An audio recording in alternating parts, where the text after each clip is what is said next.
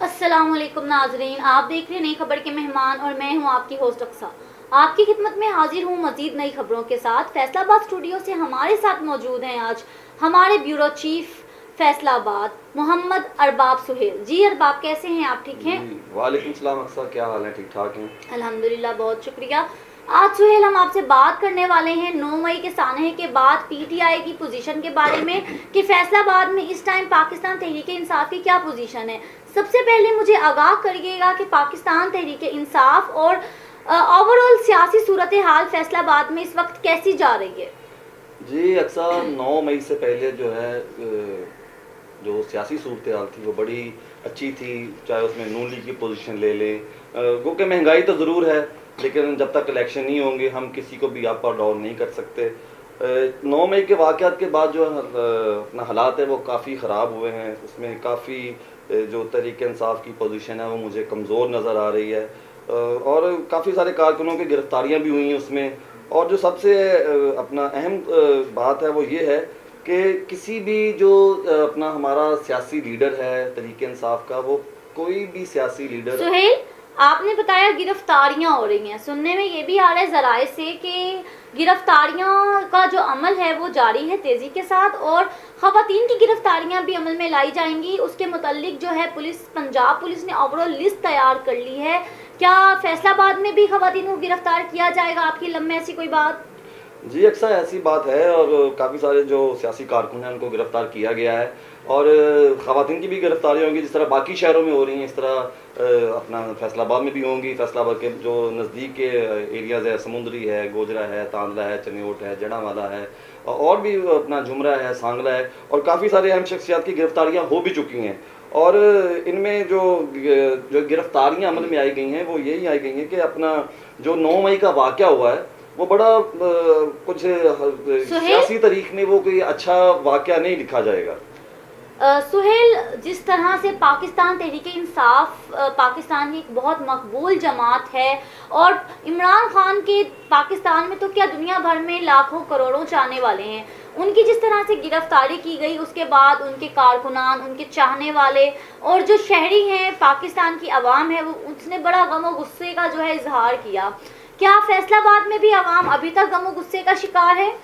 जी अक्सर ऐसा 9 मई के वाक़यात के बाद जो है ना वो अपना कारकुनों में गुस्सा है, हर जमात के कारकुनों में गुस्सा होता है। लेकिन जो सबसे अफसोसनाक वाक़या है, वो जो अफसोसनाक बात है वो ये बात है कि जो हमारे अदारे हैं उनको इन्होंने बड़ा हिट किया है। कुछ शर्पसंद अनासर ने उन अदारों को हिट किया है, उसमें काफ़ी अमलाक को नुकसान पहुँचाया। जिस तरह लाहौर आप कह सकते हैं, फैसलाबाद में हम कह सकते हैं, इस तरह हम अपना रावलपिंडी कह सकते हैं, गुजरावाला में कह सकते हैं, सरगोदा में, यानी कि ओवरऑल पूरे पाकिस्तान में एहतजाज हुआ है। और वो सुहेल, फैसलाबाद में किन सरकारी अमलाक को जो है नुकसान पहुंचाया गया, थोड़ा सा आप तफसीलन बताएंगे हमें? देखिए जी, हमारे वहाँ पे जो हमारा सरकारी तो बहुत सारी अमलाक हैं, इसमें डीसी ऑफिस है, उसके अलावा हमारे कुछ बड़ा अहम अदारा है, उसको भी कुछ शर्पसंद अनासर ने उनके ऊपर भी जलाओ गिराव किया है।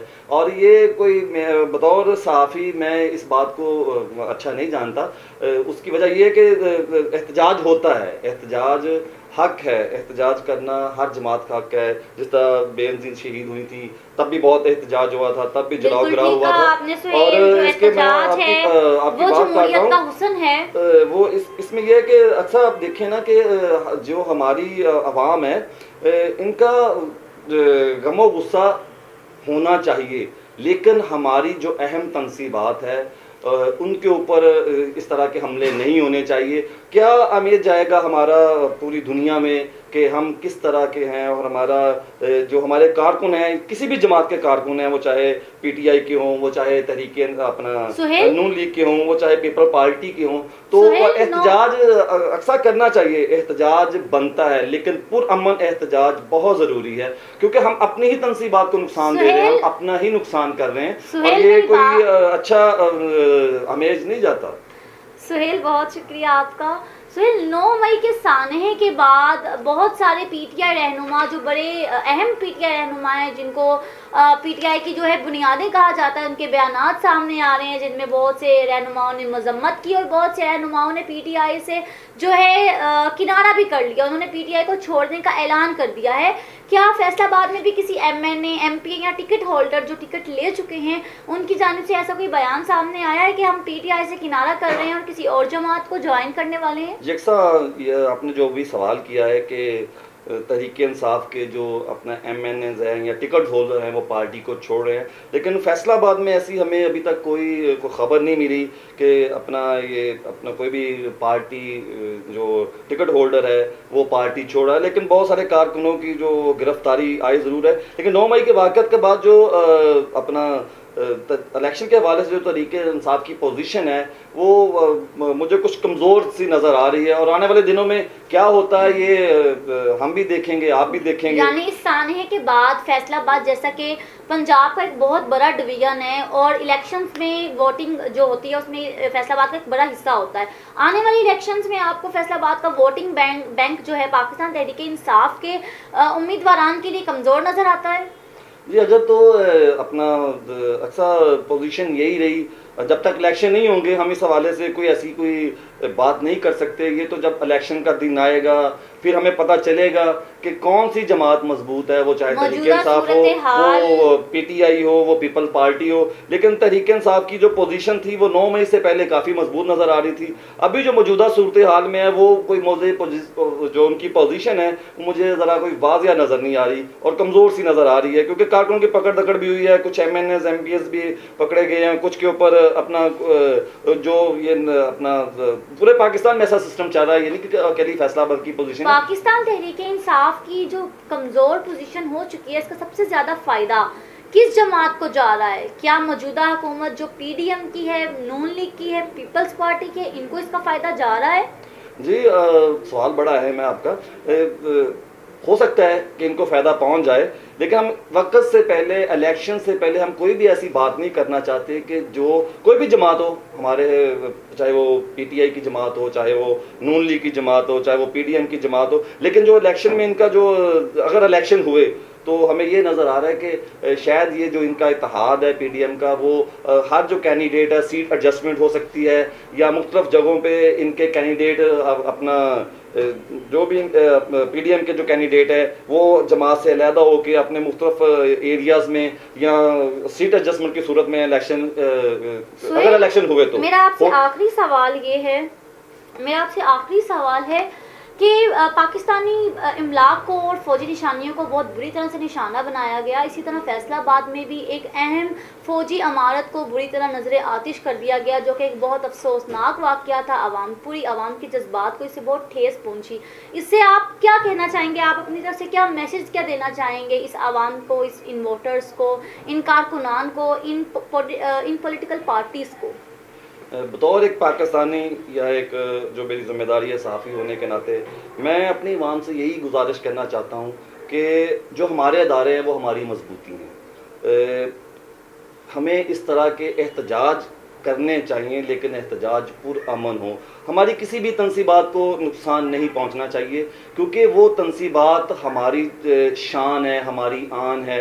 ہمیں اپنی تنصیبات کو کبھی بھی نقصان نہیں پہنچانا چاہیے۔ اور یہ بڑا مجھے افسوس سے کہنا پڑتا ہے کہ یار یہ اکیلا فیصل آباد میں نہیں ہوا، اس میں ہم لاہور بھی کہہ سکتے ہیں، اس میں ہم گجرانوالہ بھی کہہ سکتے ہیں، یعنی کہ احتجاج ہوا ہے، پشاور میں بھی ہوا ہے احتجاج، بنوں میں بھی ہوا ہے، اوورآل پورے پاکستان میں احتجاج ہوا ہے۔ لیکن میں ہر جماعت، جو بھی جماعت ہے، وہ چاہے نون لیگ کی ہے، چاہے وہ پیپل پارٹی کی ہے، چاہے وہ PTI کی ہے، چاہے وہ تحریک لبیک ہے، احتجاج جو ہے وہ کرنا چاہیے، لیکن پرامن احتجاج ہو، جو ہمارا میسج جائے پوری دنیا کے اوپر اور پاکستانی عوام کے اوپر، پاکستانی لوگوں کے اوپر۔ ہمارا یہ جو ہمارے پروگرام کا جو ٹائم ہے وہ ختم ہوا جا رہا ہے، پروگرام کی اینڈنگ کی طرف جانا چاہوں گی۔ آج ہمارے ساتھ موجود تھے فیصل آباد اسٹوڈیو سے ہمارے بیورو چیف فیصل آباد M سہیل ارباب، بہت شکریہ آپ کا۔ ناظرین، میں آپ کو اس پروگرام کے توسط سے ایک پیغام دینا چاہوں گی کہ جو ہمارے فوجی ادارے ہیں، ہماری ملک کی سالمیت کی نشانی ہے، ہماری آن ہے، ہماری شان ہے۔ فوج، پاکستان کی فوج ہے تو ہم ہیں، یہ وہی پاکستان کی فوج ہے جو پاکستان کی سرحدوں پہ مامور ہے ہماری حفاظت کے لیے، جن کی وجہ سے آج ہم سکون کی نیند سو رہے ہیں۔ بہت سی ماؤں نے، بہت سی بہنوں بیٹیوں نے اپنے بھائی، باپ، بیٹوں جیسے بہت اہم اور قیمتی رشتوں کو کھویا صرف پاکستان کو بچانے کے لیے. تو کیا یہ ہمیں زیب دیتا ہے بطور پاکستانی؟ سوچئے اس بات کو کہ ہم اپنے غم و غصے کے اندر اپنی فوج کو نشانہ بنائیں، اپنی فوجی املاک کو، فوجی نشانیوں کو، ملک کی سالمیت کو، ہسپتالوں کو. کیا قصور ہے ان سب کا؟ مانا کہ ہمارے لیڈر ہیں، ہم سب کو ان سے محبت ہے، وہ لاکھوں دلوں پہ راج کرتے ہیں، مگر یہ ہمارے لیڈر ہی کا پیغام ہے کہ احتجاج پر امن بنایا جائے، کسی بھی چیز کو نقصان نہ پہنچائی جائے. یہ ہمارا پاکستان ہے، یہ ہماری املاک ہے، یہ ہماری فوجی نشانیاں ہیں، یہ سب ہماری عزت اور شان میں اضافہ کرتے ہیں. تو کائنڈلی آپ سے ریکویسٹ ہے، اپنے غم و غصے کو قابو میں رکھتے ہوئے احتجاج جب بھی کریں، جہاں بھی کریں، کوئی بھی پارٹی ہو، کائنڈلی پر امن کریے، عزت و احترام کا خیال رکھیے. یہی پیغام تھا آج کا میرا اس پروگرام کے حوالے سے آپ کے ساتھ. اپنی دعاؤں میں یاد رکھیے گا اور دیکھنا مت بھولیے گا اگلا پروگرام نئی خبر کے ساتھ، اقصیٰ کے ساتھ. اپنا خیال رکھیے گا. اللہ